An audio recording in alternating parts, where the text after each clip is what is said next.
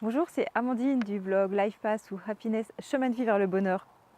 Si vous n'en pouvez plus de votre job, si vous êtes à deux doigts de démissionner, stop. Avant de prendre vos décisions, je vous invite à regarder cette vidéo et à tester ces 5 alternatives. Alternative numéro 1, tester ce qu'on appelle le job crafting.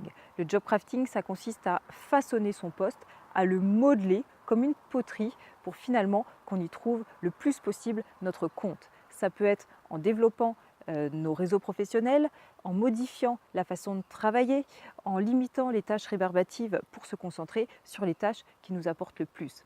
Si vous voulez d'autres idées pour faire du job crafting, je vous renvoie sur mon blog, je consacre un article sur ce sujet.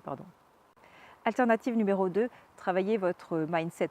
Si vous ne pouvez pas changer votre poste, vous pouvez changer la façon de percevoir votre poste, votre travail. Peut-être qu'aujourd'hui, vous considérez que ce que vous faites, ça n'a pas de sens, c'est une routine sans fin. Mais en prenant du recul, vous pourriez voir les choses sous un nouvel angle et par exemple apercevoir que le maillon que vous êtes dans l'organisation a un sens, a une utilité et voir les choses sous cette perspective, ça peut vous aider à retrouver un nouvel élan pour votre poste. Alternative numéro 3, restaurer l'équilibre. Parfois, ce n'est pas qu'on n'aime plus son travail, c'est qu'il prend trop de place dans sa vie, il prend toute la place. Si vous vivez travail, pensez travail, dormez travail, forcément, au bout d'un moment, vous allez saturer. Donc, essayez de voir si vous êtes dans cette situation et de restaurer l'équilibre en ajoutant des activités, en passant plus de temps avec votre famille et en consacrant des créneaux uniquement pour vous. Alternative numéro 4, revoyez votre organisation. Au final, est-ce que c'est votre travail qui vous pose souci ou toute l'organisation qui tourne autour? Si vous vous levez le matin en catastrophe, qu'il vous faut habiller les deux marmots, en déposer un à la crèche, l'autre à l'école, subir des embouteillages stressants, des trajets un peu longs et compliqués, vous arrivez complètement lessivé au travail et dès qu'il y a un tracas professionnel, forcément ça prend des proportions un peu plus importantes puisque vous êtes déjà un peu usé par toute cette organisation. Donc essayez de voir si ce n'est pas votre organisation qui pèse sur votre quotidien plutôt que votre travail. Alternative numéro 5 à la démission, c'est de prendre du recul. Je sais bien, parce que je suis passée par là, que si vous êtes à deux doigts de démissionner avec les conséquences financières que ça a, c'est que vous n'en pouvez vraiment plus et que pour vous, c'est clair dans votre tête.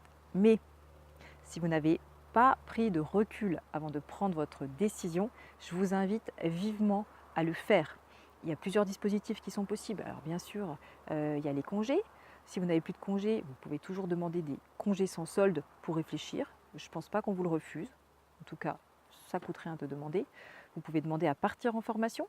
Vous éloigner géographiquement, ça peut vous permettre de mûrir votre décision.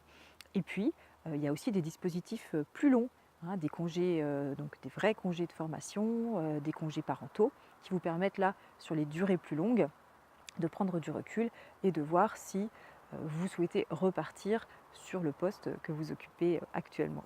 Alors je récapitule. Job crafting, mindset, équilibre, organisation, prise de recul. Vous pouvez tester ces 5 alternatives avant d'envisager de démissionner. Ça vous permettra peut-être de retrouver le chemin du bonheur au travail.